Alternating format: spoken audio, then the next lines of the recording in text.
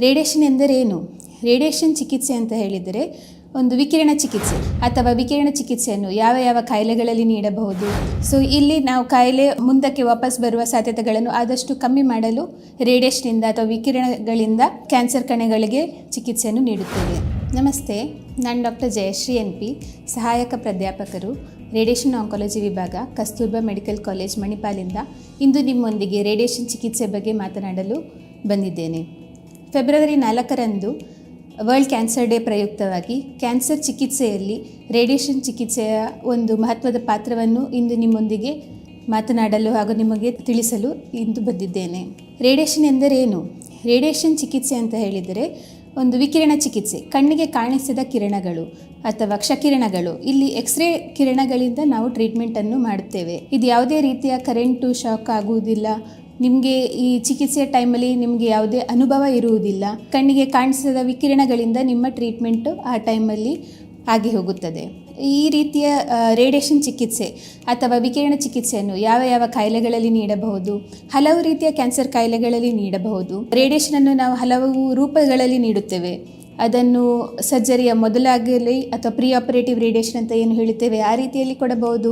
ಕಾಯಿಲೆಯ ಗುಣ ಮಾಡುವ ಉದ್ದೇಶದಿಂದ ಡೆಫಿನೆಟಿವ್ ರೇಡಿಯೇಷನ್ ಅಥವಾ ಕ್ಯೂರೇಟಿವ್ ರೇಡಿಯೇಷನ್ ಅಂತ ಹೇಳಿ ಕೊಡಬಹುದು.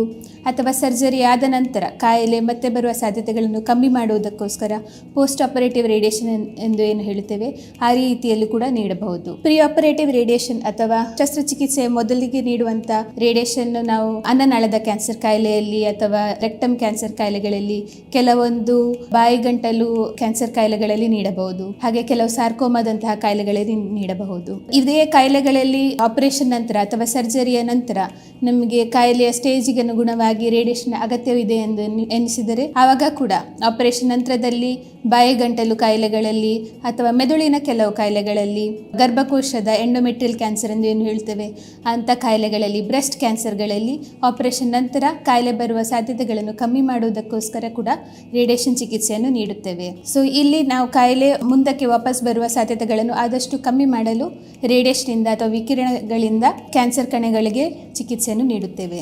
ಇನ್ನು ಗುಣ ಮಾಡುವ ಉದ್ದೇಶದ ಕ್ಯಾನ್ಸರ್ ಕಾಯಿಲೆ ಅಥವಾ ಡೆಫಿನೆಟಿವ್ ಅಥವಾ ಕ್ಯೂರೇಟಿವ್ ರೇಡಿಯೇಷನ್ ಎಂದು ಏನು ಹೇಳುತ್ತೇವೆ, ಇದು ಕಾಯಿಲೆಯನ್ನು ಗುಣ ಮಾಡುವುದಕ್ಕೋಸ್ಕರ ಒಂದು 5 ವಾರದಿಂದ 7 ವಾರದ ಒಂದು ಕೋರ್ಸ್ ಇರ್ತದೆ ರೇಡಿಯೇಷನಿನದ್ದು.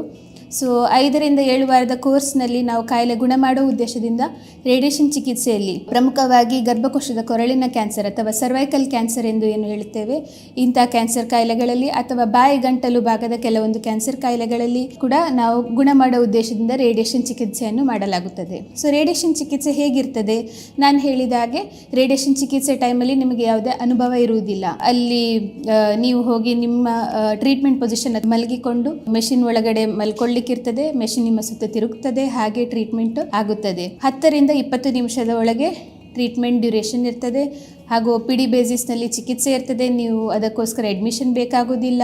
ನಿಮ್ಮ ದಿನನಿತ್ಯದ ಚಟುವಟಿಕೆಗಳಿಗೆ ಹೆಚ್ಚಿನ ಅಡ್ಡಿ ಬರುವುದಿಲ್ಲ. ಈ ಥರ ಇರುವಾಗ ರೇಡಿಯೇಷನ್ ಟೈಮಲ್ಲಿ ನಿಮ್ಮ ರೇಡಿಯೇಷನ್ ಚಿಕಿತ್ಸೆಗೆ ನೀವು ದಿನಾಲೂ ಬರುವುದರಿಂದ ಟ್ರೀಟ್ಮೆಂಟಿನ ಕೋರ್ಸ್ ಸಾಧಾರಣ 5 ರಿಂದ 5, 6 ಅಥವಾ 7 ವಾರದ ಚಿಕಿತ್ಸೆಗಳಿರೋದ್ರಿಂದ ಕೆಲವೊಂದು ಚಿಕಿತ್ಸೆಗಳಲ್ಲಿ 1 ವಾರದ ಕೋರ್ಸ್ ಕೂಡ ಟ್ರೀಟ್ಮೆಂಟ್ ಇರಬಹುದು. ಈ ಟೈಮಲ್ಲಿ ನಿಮ್ಮ ಡಾಕ್ಟರನ್ನು ನೀವು ವಾರಕ್ಕೊಂದ್ಸಲ ಕಾಣಬೇಕಾಗ್ತದೆ. ಟ್ರೀಟ್ಮೆಂಟಿಗೆ ಸಂಬಂಧಪಟ್ಟ ಹಾಗೆ ಅದಕ್ಕೆ ಟ್ರೀಟ್ಮೆಂಟ್ ಒಳಪಡುವಾಗ ಇರುವಂತಹ ಸೈಡ್ ಎಫೆಕ್ಟ್ಗಳ ಬಗ್ಗೆ ನಿಮ್ಮ ಡಾಕ್ಟರ್ಗಳು ನಿಮಗೆ ತಿಳಿಸಿರುತ್ತಾರೆ. ನೀವು ಹಾಗೆ ವಾರಕ್ಕೊಂದು ಸಲ ಅವರನ್ನು ಭೇಟಿಯಾಗುವುದು, ಅದಕ್ಕೆ ಚಿಕಿತ್ಸೆ ಟೈಮಲ್ಲಿ ನೀವು ತಗೊಳ್ಬೇಕಾದಂತಹ ಕೆಲವೊಂದು ಔಷಧಿಗಳನ್ನು ಕರೆಕ್ಟಾಗಿ ತಗೊಳ್ಳುವುದು, ಹಾಗೆ ಟ್ರೀಟ್ಮೆಂಟ್ ಟೈಮಲ್ಲಿ ನೀವು ಕೆಲವೊಂದು ಜಾಗ್ರತೆ ಮಾಡಲಿಕ್ಕಿರ್ತದೆ. ರೇಡಿಯೇಷನ್ ಚಿಕಿತ್ಸೆ ಟೈಮಲ್ಲಿ ನಾವು ಜಾಸ್ತಿ ಎಕ್ಸ್ಪೆಕ್ಟ್ ಮಾಡೋದು ಅಂತ ಹೇಳಿದರೆ ಚರ್ಮದ ಬಣ್ಣ ಸ್ವಲ್ಪ ಬದಲಾಗ್ತದೆ, ಚರ್ಮಕ್ಕೆ ಕೆಲವು ತೊಂದರೆಗಳು ಬರ್ಬೋದು. ಇಡೀ ಮೈಗೆ ಅಲ್ಲ, ಚಿಕಿತ್ಸೆ ಯಾವ ಭಾಗಕ್ಕೆ ದೊರೆಯುತ್ತಾ ಇದೆ ಆ ಭಾಗದಲ್ಲಿ ಮಾತ್ರ ನೀವು ಚರ್ಮದ ಜಾಗ್ರತೆಗಳನ್ನು ಮಾಡಲಿಕ್ಕಿರ್ತದೆ. ಟ್ರೀಟ್ಮೆಂಟ್ ಟೈಮಲ್ಲಿ ನಾವು ತಿಳಿಸಿದ ಹಾಗೆ ಕೆಲವೊಂದು ಚರ್ಮದ ಜಾಗ್ರತೆಗಳನ್ನು ಮಾಡಿದರೆ ಸ್ವಲ್ಪ ಸುಸ್ತಿ ಇರಬಹುದು. ಅದು ಬಿಟ್ಟರೆ ಹೆಚ್ಚಿನ ಸೈಡ್ ಎಫೆಕ್ಟ್ಗಳನ್ನು ನಾವು ಎಕ್ಸ್ಪೆಕ್ಟ್ ಮಾಡುವುದಿಲ್ಲ. ಇನ್ನು ಟ್ರೀಟ್ಮೆಂಟ್, ಈ ರೇಡಿಯೇಷನ್ ಚಿಕಿತ್ಸೆ ಅನ್ನುವಂಥದ್ದು ಇದು ಒಂದು ನಾನ್ ಇನ್ವೇಸಿವ್ ಟ್ರೀಟ್ಮೆಂಟ್ ಆಗಿರ್ತದೆ. ಅಂದರೆ ಇದರಿಂದ ಮೈಯಲ್ಲಿ ಯಾವುದೇ ಗಾಯಗಳಾಗೋದಿಲ್ಲ. ಹೊರಗಡೆಯಿಂದ ಟ್ರೀಟ್ಮೆಂಟ್ ಆಗಿ ನೀವು ಮತ್ತೆ ಮನೆಗೆ ಹೋಗುವಂಥದ್ದು. ಅದಕ್ಕಾಗಿ ಸಪ್ರೇಟಾಗಿ ಅಡ್ಮಿಷನ್ ಎಲ್ಲ ಬೇಕಾಗುವುದಿಲ್ಲ. ರೇಡಿಯೇಷನನ್ನು ನಾವು ಹಲವು ವಿಧಗಳಲ್ಲಿ ನೀಡಬಹುದು. ಮೇಯ್ನಾಗಿ ನಾನು ನಿಮಗೆ ಹೇಳಿದ ಹಾಗೆ ಎಕ್ಸ್ಟರ್ನಲ್ ಬೀಮ್ ರೇಡಿಯೇಷನ್ ಥೆರಪಿ ಅಥವಾ ಹೊರಗಡೆಯಿಂದ ನಾವು ರೇಡಿಯೇಷನ್ ಕೊಡುವಂಥದ್ದು. ಇಲ್ಲಿ ಮೆಷಿನಿಂದ ರೇಡಿಯೇಷನ್ ಬರುತ್ತದೆ, ನೀವು ಮಲಗಿರ್ತೀರಿ, ಮೆಷಿನ್ ನಿಮ್ಮ ಸುತ್ತ ತಿರುಗ್ತದೆ, ಟ್ರೀಟ್ಮೆಂಟ್ ಆಗ್ತದೆ, ನೀವು ಮನೆಗೆ ಹೋಗ್ತೀರಿ. ಇನ್ನೊಂದು ವಿಧದ ಚಿಕಿತ್ಸೆ ಎಂದು ಹೇಳಿದರೆ ಬ್ರಾಕಿಥೆರಪಿ ಅನ್ನುವಂಥದ್ದು. ಇದು ಕೆಲವೊಂದು ಸಿಲೆಕ್ಟೆಡ್ ಕಾಯಿಲೆಗಳಿಗೆ ಸೂಕ್ಷ್ಮವಾಗಿ ನಾವು ಮಾಡುವಂಥ ರೇಡಿಯೇಷನ್ ಚಿಕಿತ್ಸೆ ಆಗಿರ್ತದೆ. ಇಲ್ಲಿ ಕೂಡ ಟ್ರೀಟ್ಮೆಂಟ್ ಆಗುವುದು ವಿಕಿರಣಗಳಿಂದ ಅಥವಾ ಕ್ಷಕಿರಣಗಳಿಂದ. ಆದರೆ ಇದು ಟ್ರೀಟ್ಮೆಂಟಿಗೆ ಅಂದರೆ ಕಾಯಿಲೆಯ ಗೆಡ್ಡೆಯೊಳಗೆ ಮಾತ್ರ ಟ್ರೀಟ್ಮೆಂಟ್ ಆಗುವಂಥದ್ದು. ಹಾಗೆ ಸುತ್ತಮುತ್ತಲಿನ ಜಾಗಕ್ಕೆ ಆದಷ್ಟು ಕಮ್ಮಿ ರೀತಿಯಲ್ಲಿ ರೇಡಿಯೇಷನ್ ಚಿಕಿತ್ಸೆಯನ್ನು ಮಾಡಲಾಗುತ್ತದೆ. ಸೊ ಇದು ಒಂದು ಸ್ಪೆಷಲೈಸ್ಡ್ ಫಾರ್ಮ್ ಆಫ್ ರೇಡಿಯೇಷನ್ ಆಗಿರ್ತದೆ. ಇದಕ್ಕೆ ಹೆಚ್ಚಾಗಿ ಅಡ್ಮಿಷನ್ ಬೇಕಾಗ್ಬೋದು.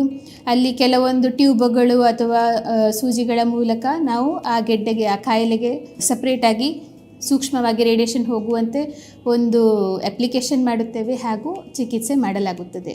ಅದು ಕೂಡ ಟ್ರೀಟ್ಮೆಂಟಿನ ಒಂದು ವಿಧವಾಗಿದೆ. ಇದು ಅಲ್ಲದೆ ಇನ್ನು ಕೆಲವು ಹೈ ಎಂಡ್ ರೇಡಿಯೇಷನ್ ಅಥವಾ ಇನ್ನು ಸೂಕ್ಷ್ಮ ಥರದ ರೇಡಿಯೇಷನ್ ಎಂದು ಏನು ಹೇಳ್ತೇವೆ, SBRT ಅಥವಾ ಸೂಕ್ಷ್ಮ ಥರದ ರೇಡಿಯೇಷನ್ ಇರ್ತದೆ. ಕೆಲವೊಂದು ಹರಡಿರುವಂಥ ಕಾಯಿಲೆಗಳಿಗೆ ಕೂಡ ನಾವು ಈ ರೀತಿಯಲ್ಲಿ ಹೈ ಎಂಡ್ ರೇಡಿಯೇಷನ್ ಚಿಕಿತ್ಸೆಯಲ್ಲೂ ಮಾಡಬಹುದು. ಸೂಕ್ಷ್ಮವಾಗಿ ನಾವು ಪೇಷಂಟನ್ನು ಸಿಲೆಕ್ಟ್ ಮಾಡಿ ಅಂತಹ ಕಾಯಿಲೆಗಳಿಗೆ ಹೈ ಎಂಡ್ ರೇಡಿಯೇಷನ್ ಚಿಕಿತ್ಸೆ ಕೂಡ ಮಾಡಲಾಗುತ್ತದೆ. ಇವು ನಾವು ರೇಡಿಯೇಷನ್ನ ಹಲವು ಯಾವ್ಯಾವ ರೀತಿಯಲ್ಲಿ ಕೊಡ್ಬೋದು ಅಂತ ಹೇಳಿದೆ, ಹಾಗೂ ಹಲವು ವಿಧದ ರೇಡಿಯೇಷನ್ ಚಿಕಿತ್ಸೆಗಳ ಬಗ್ಗೆ ಕೂಡ ನಾನು ನಿಮಗೆ ಇಂದು ತಿಳಿಸಿದ್ದೇನೆ. ಮುಖ್ಯವಾಗಿ ನೀವು ರೇಡಿಯೇಷನ್ ಟೈಮಲ್ಲಿ ನಿಮ್ಮ ಫಿಸಿಷಿಯನ್ ಅಥವಾ ನಿಮ್ಮ ಡಾಕ್ಟರ್ ನಿಮಗೆ ಹೇಳಿರುವಂಥ ಪ್ರಿಕಾಷನ್ಸ್ಗಳನ್ನು ಅಥವಾ ಜಾಗರೂಕತೆಗಳನ್ನು ಮಾಡುವುದು, ಮೆಡಿಸಿನ್ಸನ್ನು ಟೈಮಿಗೆ ತಗೊಳ್ಳೋದು, ವಾರಕ್ಕೆ ಒಂದು ಸಲ ಅಥವಾ ನಿಮ್ಮ ಫಿಸಿಷಿಯನ್ ನಿಮಗೆ ತಿಳಿಸಿದ ಟೈಮಿಗೆ ಅವರನ್ನು ಭೇಟಿಯಾಗುವುದು, ಹಾಗೆ ದಿನನಿತ್ಯ ಟ್ರೀಟ್ಮೆಂಟಿಗೆ ತಕ್ಕವಾಗಿ ಬರುವುದು ಮತ್ತು ಪೌಷ್ಟಿಕಾಂಶ ಉಳ್ಳ ಆಹಾರವನ್ನು ತಗೊಳ್ಳುವುದು. ಇದು ನಿಮ್ಮ ಟ್ರೀಟ್ಮೆಂಟ್ ನಿಮಗೆ ಆದಷ್ಟು ಸುಲಭ ರೀತಿಯಲ್ಲಿ ಆದಷ್ಟು ಸ್ಮೂತಾಗಿ ಕಂಪ್ಲೀಟ್ ಮಾಡಲಿಕ್ಕೆ ಸಹಾಯವಾಗುತ್ತದೆ. ಟ್ರೀಟ್ಮೆಂಟ್ ಉದ್ದವಾಗಿರೋದ್ರಿಂದ 4ರಿಂದ 6 ವಾರ ಟ್ರೀಟ್ಮೆಂಟ್ ಇರುವಾಗ ನಿಮ್ಮ ಪೌಷ್ಟಿಕಾಂಶ ಉಳ್ಳ ಆಹಾರ, ನಿಮ್ಮ ಸಪೋರ್ಟಿವ್ ಕೇರ್ ಕೂಡ ನಿಮಗೆ ಈ ಟೈಮಲ್ಲಿ ತುಂಬ ಸಹಾಯವಾಗುತ್ತದೆ. ಎಲ್ಲ ರೀತಿಯಲ್ಲಿ ನೀವು ನಿಮ್ಮ ಡಾಕ್ಟರ್ನ ಅಡ್ವೈಸನ್ನು ಚೆನ್ನಾಗಿ ಫಾಲೋ ಮಾಡಿದರೆ ಟ್ರೀಟ್ಮೆಂಟನ್ನು ಸ್ಮೂತಾಗಿ ಸುಲಭವಾಗಿ ಮುಗಿಸ್ಬೋದಾಗ್ತದೆ. ನಿಮ್ಮ ಇಮ್ಯುನಿಟಿ ಎಲ್ಲ ಚೆನ್ನಾಗಿರ್ತದೆ, ಬೇಗ ಗಾಯಗಳೆಲ್ಲ ಬೇಗ ಗುಣ ಆಗ್ತದೆ ಹಾಗೂ ಟ್ರೀಟ್ಮೆಂಟು ಸಲೀಸಾಗಿ ಕಂಪ್ಲೀಟ್ ಮಾಡಲು ಸಹಾಯವಾಗುತ್ತದೆ.